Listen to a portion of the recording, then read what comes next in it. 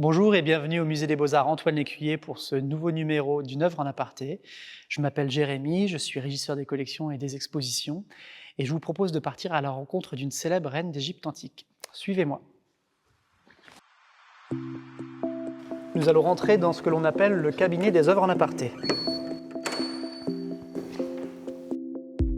Nous voici maintenant dans le cabinet des œuvres en aparté. Il s'agit d'un espace dans lequel nous expliquons aux visiteurs comment se constitue une collection de musée à travers un ensemble d'œuvres typologiquement variées et de techniques différentes.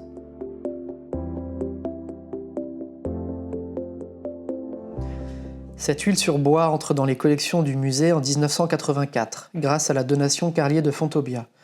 Elle est l'œuvre d'un artiste encore anonyme, suiveur du peintre italien Giampetrino, élève de Léonard de Vinci.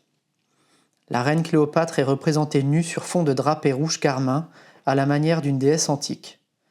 Son corps athlétique et la blancheur de sa peau répondent à l'idéal de beauté grecque. Réalisée au XVIe siècle, cette œuvre est caractéristique du renouveau de la peinture à la Renaissance. Les portraits se multiplient et témoignent de l'importance nouvelle donnée à l'homme et au corps, peint de manière plus réaliste. À partir du XVe siècle, l'utilisation de l'huile en peinture apporte une grande luminosité aux compositions. Elle permet aux artistes de représenter avec précision le modelé des corps mis en valeur par les jeux d'ombre. Traités par une touche très fine, les longs cheveux blonds et légèrement ondulés de l'égyptienne retiennent la lumière. Ils sont retenus par un bandeau orné de perles et rehaussé d'or. En 31 avant Jésus-Christ, le Romain Octave, futur empereur Auguste, remporte une éclatante victoire navale sur les troupes de Cléopâtre et celles de son allié Marc-Antoine. Au lendemain de cette défaite et face à l'avancée des troupes romaines, la reine d'Égypte, résignée, se donne la mort. Selon l'historien grec Strabon, elle se saisit d'un aspic pour se faire mordre et succomber empoisonnée.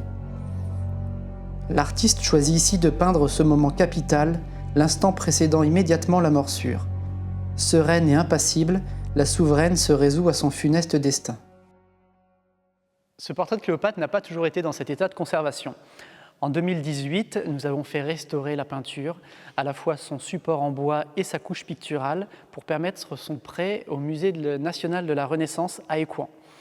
Le prêt s'est ensuite déroulé de 2018 à 2019 et j'en garde un souvenir assez particulier puisqu'il s'agit de la première œuvre que j'ai pu convoyer en retour d'exposition à ma prise de fonction en 2019.